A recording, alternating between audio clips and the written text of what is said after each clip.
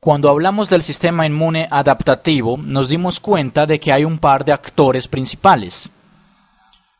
Sistema inmune adaptativo. Sistema inmune adaptativo. Está en primera instancia la respuesta humoral, que le da respuesta a cosas que están flotando en los fluidos de nuestro cuerpo y no necesariamente a cosas que se han infiltrado en nuestras células corporales. Y luego tenemos la respuesta celular mediada. Y en la respuesta humoral, estamos hablando de la respuesta humoral específica, es donde las células B, los linfocitos B, son más activos. Y básicamente lo que hacen es que tenemos un linfocito B acá y tiene un anticuerpo muy específico solo a esta célula B, no a todas. Si resulta que esta es la célula de entre miles de millones de células B que tiene la llave correcta, o quizás debiera decir el cerrojo correcto para la llave, que es el patógeno intruso, ese patógeno se acoplará a esa célula B. Quizás sea un virus o una bacteria. Y luego la célula B se activará, pero como veremos más adelante en este video, la activación no siempre sucede. Pero hasta ahora hemos dicho que sí se activa. Se convierte en células B de memoria, que son básicamente múltiples versiones de esta célula B original, que dicen, hagamos múltiples versiones de esto, porque tiende a reconocer a este virus. Así que en el futuro, si cogemos este virus, esas versiones múltiples. Esas células de memoria van a estar ahí para realizar esa interacción que va a ser más propensa a suceder en el futuro, porque voy a tener una mayor cantidad de esta variedad de células B. Y luego tenemos las células efectoras, que son esencialmente, bueno, ambas son células B, pero las células de memoria, una vez que se activan, se multiplican y se siguen dividiendo y clonando para luego quedarse esperando hasta ser activada en el futuro. Voy a dibujar solo uno de estos anticuerpos unidos a la membrana, pero en realidad tienen 10.000. Es decir, podría dibujar un montón de esos, pero no tengo que dibujar solo uno. Las células de memoria se quedan flotando en el organismo, pero hay más de ellas ahora. Así que cuando en el futuro cojamos este virus de nuevo, esta interacción sucederá mucho más rápido, por lo que se van a activar más rápido. Por otro lado, las células B efectoras básicamente se convierten en fábricas de anticuerpos. Este anticuerpo entra y dice, déjeme producir. Ya me activaron, déjeme producir muchas más versiones de ese mismo anticuerpo. Y se van liberando. Dibujé eso un poco mal. Entonces, ese mismo anticuerpo se va liberando para ir a deshabilitar o marcar antígenos. Y no cualquier antígeno. Este antígeno de acá. Y también vimos que la otra cosa que hacen las células B es que se convierten en células presentadoras de antígeno. Y lo que hace eso es que al reconocer a este antígeno, una vez que ha tenido la interacción con el antígeno, que encaja con la porción variable de su anticuerpo unido a la membrana, ocurre la endocitosis. Lo absorbe a su interior. La membrana juega un papel en eso para que lo absorba, lo procese y presente una pieza de ese anticuerpo en una molécula CMH2. Lo estudiamos en el video anterior. Entonces lo procesa y presenta una pieza de esto justo ahí y es por eso que les llamamos células presentadoras de antígeno. Ahora, en este video vamos a hablar sobre por qué siquiera tenemos esas moléculas CMH2. ¿A qué le estamos presentando los antígenos? Vamos a empezar por hablar del sistema inmune mediado de hecho, más que el mediado por células, vamos a hablar de las células T. Y en el primer video les dije que se llaman células T porque maduran en el timo. Maduran en el timo. Existen dos tipos de células T y es muy confuso porque tenemos las células B y células T. Pero luego tenemos dos tipos de células T. Tenemos las células T ayudadoras o colaboradoras. La mayoría de la gente escribe una T con una H minúscula por la palabra en inglés. Y tenemos las células T citotóxicas o las células T que matan otras células. Y esas son T con una C pequeña abajo. Ahora, para que tengan un entendimiento general claro de qué hace qué cosa, cuando se activan las células B, se generan anticuerpos. Ese es el mejor resumen de lo que hace una célula B activada. Genera anticuerpos. Y esos anticuerpos se acoplan a virus, bacterias y otros tipos de patógenos y los deshabilita al marcarlos para que un macrófago pueda ir y comérselo o al lanzar todos esos anticuerpos a la superficie del patógeno en cuestión. Puede que lo deshabilite o que haga que se junte con otros patógenos para que sea más fácil para los macrófagos recogerlos, pero este método es efectivo solo para las cosas que están flotando en los fluidos. Los anticuerpos que flotan en los fluidos son efectivos solamente para cosas que también están flotando. Las células T citotóxicas, de las que hablaré más en detalle en otro video, atacan a células que se han infiltrado. Entonces, estas atacan y matan a células infiltradas. Células infiltradas. Y cuando digo infiltradas, podría referirme a una célula invadida por un virus o una bacteria. Y cuando digo infiltrada, no significa necesariamente que sea algo del exterior. Podría incluso ser una célula cancerosa, la cual es detectada como anormal, por lo que las células T citotóxicas tratarán de eliminarla. Pero me quiero enfocar en, de los tres tipos de linfocitos, recuerden que todo lo que hemos hablado hasta ahora es sobre leucocitos, células blancas, pero los linfocitos son un subconjunto de esas células blancas y estos tres son linfocitos. Y se llaman así porque iniciaron su desarrollo en la médula ósea. Entonces, estas células y estas células hacen cosas. Estas generan anticuerpos que se acoplan a los patógenos que flotan en los fluidos y este directamente ataca a células que están dañadas de algún modo. Puede que las hayan infiltrado, que sean anormales o que sean cancerosas, cualquiera. Y voy a hacer un video sobre eso, pero queda una pregunta muy obvia. ¿Qué hacen esas células? ¿Qué hacen las células T ayudadoras? Si no interactúa directamente con los patógenos ni produce cosas que interactúen con los patógenos. O si ellas mismas no van y matan células. Y la respuesta es que células T ayudadoras son como la alarma del sistema inmune. Y en cierto grado son las más importantes. Muy bien, en el video anterior ya hablamos de las células presentadoras de antígeno, que cuando una célula macrófaga o dendrítica absorbe cosas, las procesa y las presenta en su superficie en forma de esas proteínas CMH2 o con la ayuda de estos complejos o moléculas CMH2. De la misma manera de las células B. Las células B son más específicas. Ahora, una vez que son presentadas, las células T colaboradoras pueden entrar en juego. Entonces, esta es una. Voy a dibujar una célula dendrítica. Y estoy haciendo las células dendríticas a propósito porque estas células son de hecho las mejores en activar las células T colaboradoras. Dentro de un momento vamos a hablar de lo que sucede cuando se activa una de estas células. Muy bien. Digamos que acá tengo una célula dendrítica.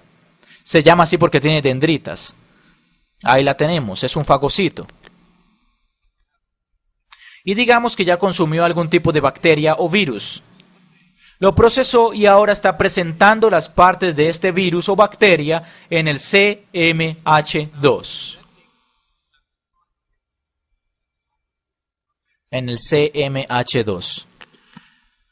Es su forma de decir que encontró algo sospechoso flotando en los tejidos del cuerpo y que quizás sea buena idea que alguien dé la alarma. Quizás esto es parte de algo más grande y puede que sea buena idea activar la alarma. Eso es lo que las células T colaboradoras hacen. Digamos que este amigo lo presentó. Dice, encontré esta cosa, la maté, acá hay una parte de ella. Las células T colaboradoras tienen un receptor en ellas. Digamos que esta es la célula T colaboradora y tiene un receptor de linfocitos T. El que se acopla con, y quiero ser muy específico con esto, este es el receptor de linfocitos T. Es como una proteína.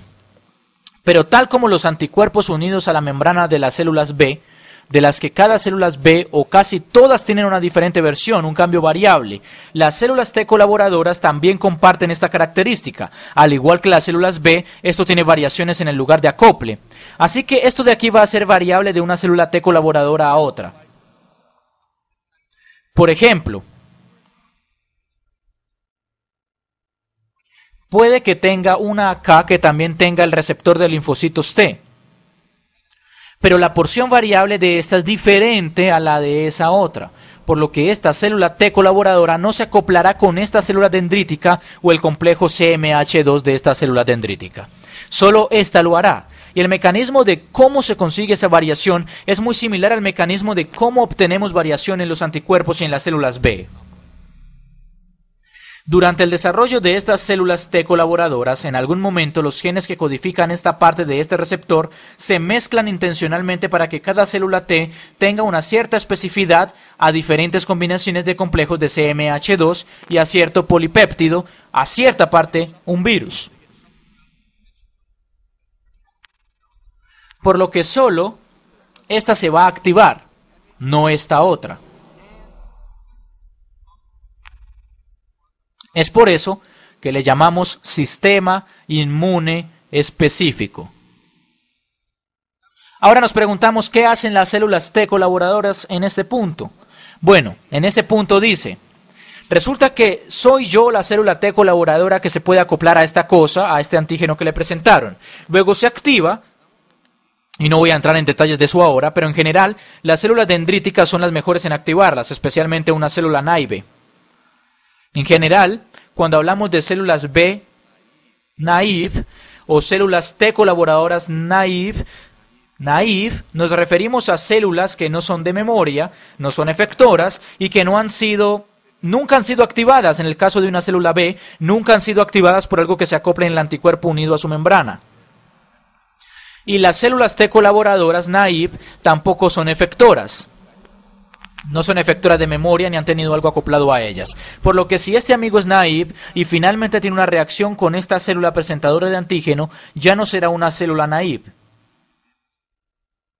Se activará y cuando pasa eso suceden dos cosas. Como en el caso de las células B, hace muchas copias de sí misma y algunas de esas copias se diferenciarán y se convertirán en células efectoras. Y efectora simplemente significa que hace algo en vez de quedarse flotando. Y otra porción de las copias se convertirá en células T colaboradoras de memoria, luego de ser activadas.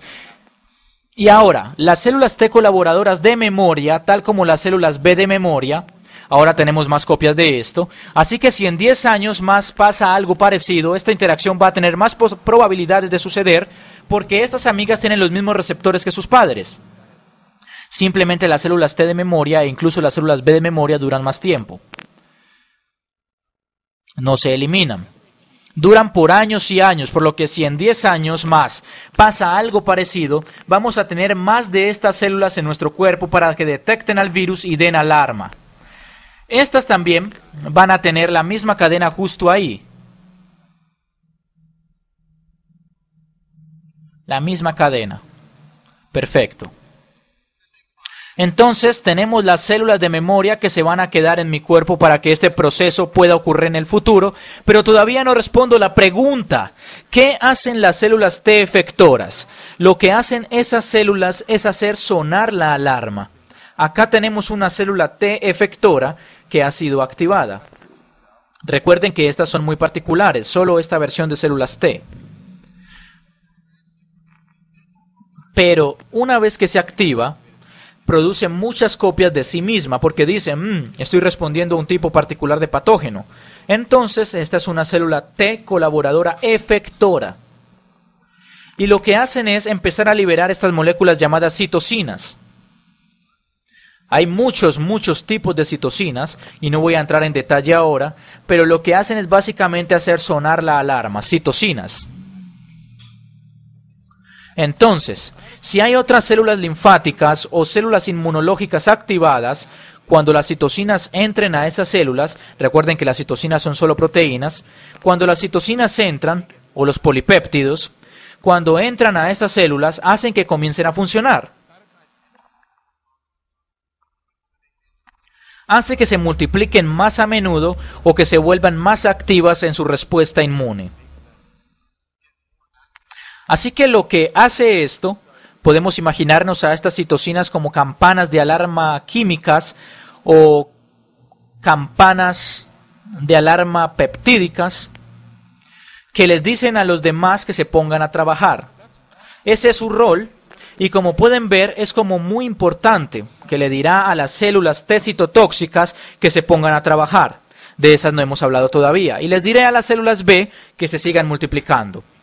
Entonces, cuando una célula B recibe, esta es una célula B, y cuando recibe algunas de estas citocinas, que quizás vienen de una célula T colaboradora, le dirá que se divida más a menudo solamente si ya ha sido activada. Y ya vamos a ver por qué tiene que ser este el caso, porque no queremos que todas las células B se activen. Y la otra cosa que hacen las células T efectoras, en el video sobre células B, dije que si tengo una célula B que tiene un anticuerpo unido a su membrana, su anticuerpo unido a la membrana, y recuerden que esta es una versión particular, tiene su cadena variable justo aquí, y esto se acopla a un patógeno. Esto se acopla a un patógeno, quizás sea un virus.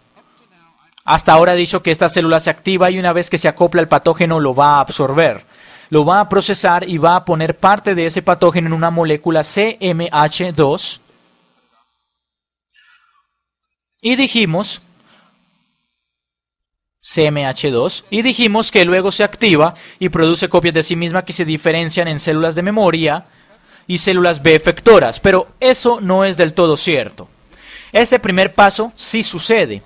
Estos dos sí se acoplan y resulta que esta célula B era específica para el virus. Corta el virus, lo procesa, pone una parte de ese virus en su superficie y presenta partes del antígeno. Pero en la mayoría de los casos, esta célula B no se activa todavía. Se podría decir que está en un estado de reposo, lista para ser activada, pero que todavía no se multiplica ni se diferencia entre células efectoras y de memoria.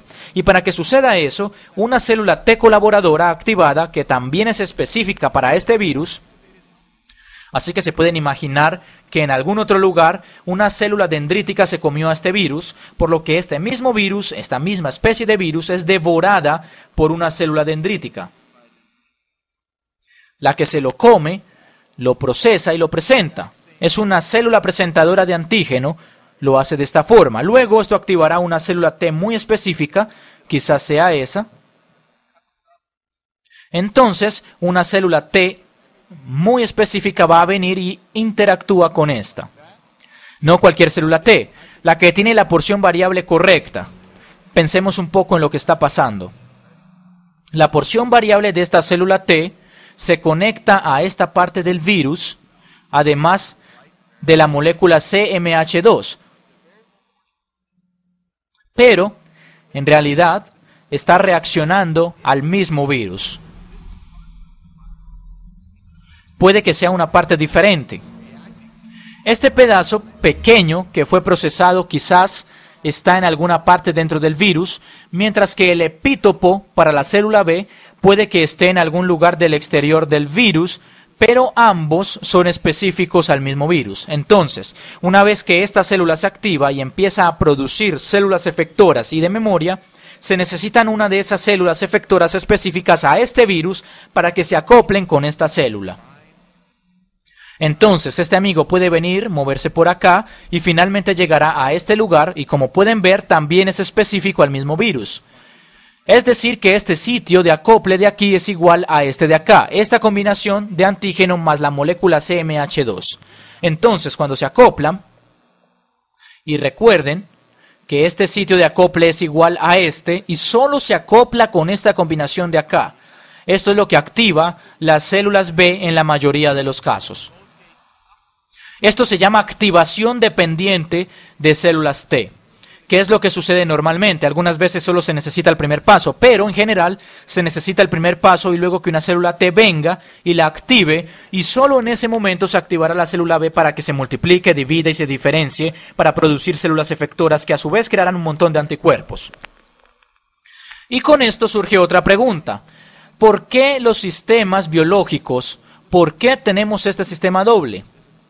Yo creo que es un mecanismo a prueba de fallos. Si cada vez que un virus entrara a mi cuerpo y tomara alguna célula, esa célula se volviera loca y empezaría a crear anticuerpos contra ese virus. Pero con eso existe la posibilidad de que quizás después del desarrollo, esta cadena de acá, o sus genes para generar esas cadenas se vuelvan específicos, pero no para patógenos externos. Quizás se vuelvan específicos para moléculas propias que se producen de forma natural en nuestro cuerpo. Es una mutación aleatoria, pero si sucediera eso, esos anticuerpos empezarían a atacar moléculas propias de nuestro cuerpo y eso podría doler mucho. Eso es lo que provoca enfermedades autoinmunes, enfermedades en las que nuestro propio sistema inmune se activa contra nosotros mismos. Pero si tenemos este sistema de doble control, donde tiene que pasar esto, las posibilidades de que estos dos elementos se vuelvan específicos a moléculas propias, luego de su etapa de desarrollo, es mucho menor.